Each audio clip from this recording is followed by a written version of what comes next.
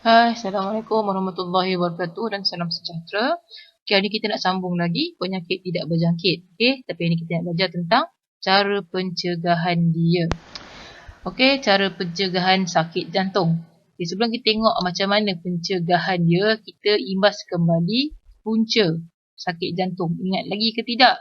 Kita dah belajar dah minggu lepas. Okay, punca dia yang pertama sekali, makan makanan berlemak berlebihan. Okay, punca sakit jantung tu sebab makan makanan berlemak berlebihan. Jadi apa yang kita boleh buat? Okay, kurangkanlah makan makanan berlemak. Okay, kalau awak tengok dalam piramid makanan, okay, bahagian berlemak tu kita kena makan paling sedikit. Okay, bila makan lemak berlebihan akan menyebabkan sakit jantung. Okay, macam nak cegah sakit jantung tu daripada terjadi, kurangkanlah makan makanan yang berlemak. Okay, salur darah sempit dan tersumbat. Okay, bila makan makanan berlemak, macam cikgu dah cakap minggu lepas, okay, lemak tu akan berkumpul kepada organ-organ. Okay, jadinya akan menyumbatkan salur darah. Apa kita boleh buat untuk cegahkan benda tu daripada terjadi? Lakukan senaman secara berkala. Okay, kena mengenanya apa? Okay, bila awak bersenam, dia membakar kalori dan lemak. Okay, itulah sebabnya. Itu dah cara nak cegah. Okay, bersenam akan membakar kalori. Jadinya, insyaAllah, kalau selalu buat secara berkala tu kena kerap lah. Bukan hari ni lari 4 km, esok sebulan tak buat apa-apa. Okay, dia berkala. Maksudnya setiap hari kena buat sikit-sikit. Yang penting, buat. Macam tu. Okay. Seterusnya, cara pencegahan asma ataupun semput ataupun lelah. Okay, sama juga sebelum kita tengok dia punya cara pencegahan, kita kena tahu apa punca dia. Okay, kena tahu punca sebelum nak cegah apa punca. Okay, penyakit asma ni salah satu punca dia adalah alahan kepada habuk asap dan bulu binatang. Okay, okay, dia tak boleh kena dengan habuk asap ataupun bulu binatang. Apa yang kita boleh buat untuk cegah penyakit asma ni? Jadinya, elakkanlah daripada berada di kawasan berasap dan berhabuk. Okay, dah tahu tak boleh kena bulu binatang, jangan bela binatang. Macam tu maksud dia. Okay, kita kena cegah lah. Dah kata alah, tak boleh. Janganlah buat. Okay, ataupun pakai. Sekarang ni kita ada mask.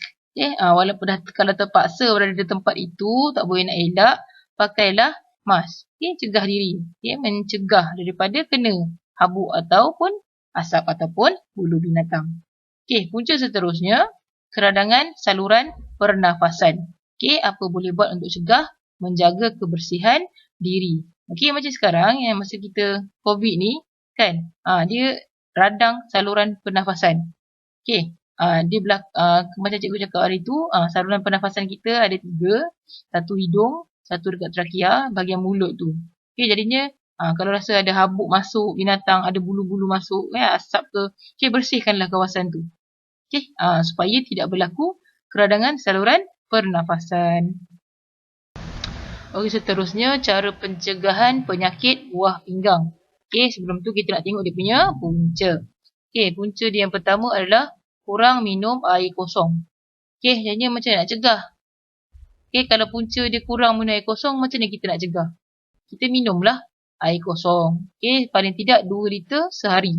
Okey, sesuai untuk berat badan. Okey, kalau ikut dia nak minum air ni kena ikut berat badan. Okey, jangan terlebih, jangan terkurang. Tapi kalau dapat minum 2 liter sehari tu, insya-Allah cukup. Okey, seterusnya punca dia adalah pengambilan protein yang berlebihan. Kalau awak tengok dalam piramid makanan, okey, protein tu berada di bawah lemak. Okey, jadinya memang tak bolehlah ambil secara berlebihan protein tu. Kena ambil secukupnya. Jadi macam nak cegah dia, kalau punca dapat penyakit buah pinggang tu adalah dengan mengambil protein yang berlebihan. Macam nak cegah? Kurangkanlah pengambilan protein. Okay, boleh faham? Macam tu cerita dia. Okay, seterusnya punca penyakit buah pinggang adalah penyakit darah tinggi. Jadi kena buat apa? Bersenam. Sama juga macam sakit jantung tadi, perlu bersenam secara berkala. Okay. Seterusnya, cara pencegahan diabetes ataupun penyakit kencing manis. Okay, sebelum tu kita tengok dia punya punca. Punca yang pertama adalah pengambilan gula yang tinggi. Punca dapat kencing manis sebab pengambilan gula yang tinggi. Macam ni kita nak cegah. Mestilah dengan kurangkan pengambilan gula. Okay, Seterusnya, obesity ataupun lebih berat badan. Kalau lebih berat badan buat apa? Perlulah bersenam secara berkala.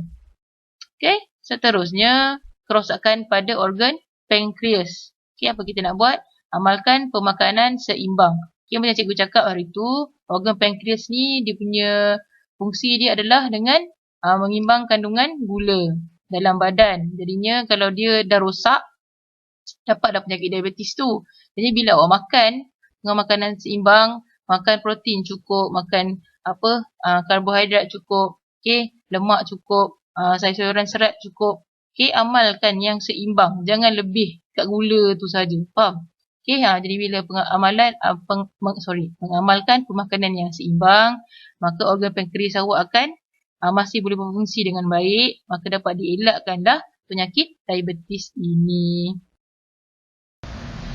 Okey, tadi kita dah tengok cara pencegahan penyakit tidak berjangkit untuk 4 penyakit tu. Okey, sekarang kita nak tengok pula cara kurangkan risiko penyakit tidak berjangkit secara umum.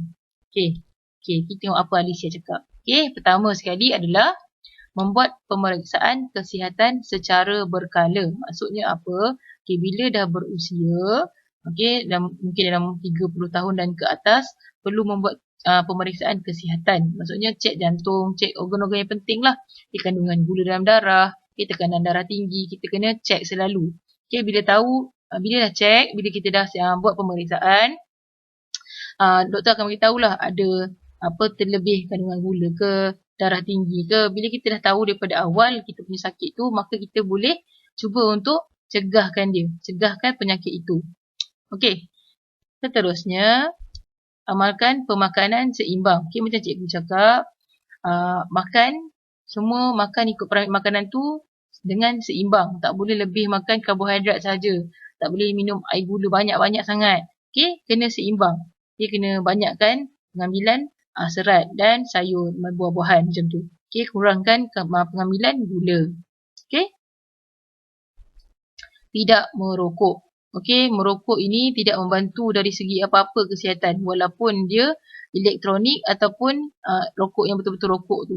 Okey, dia tidak membantu kesihatan. Jadinya kenapa kita nak rosakkan kesihatan itu dengan merokok. Okey, jangan merokok. Lelaki atau perempuan, elektronik ataupun rokok biasa tu, dua-dua kena elakkan. Tak boleh. Okey, jangan merokok. Kenapa ya?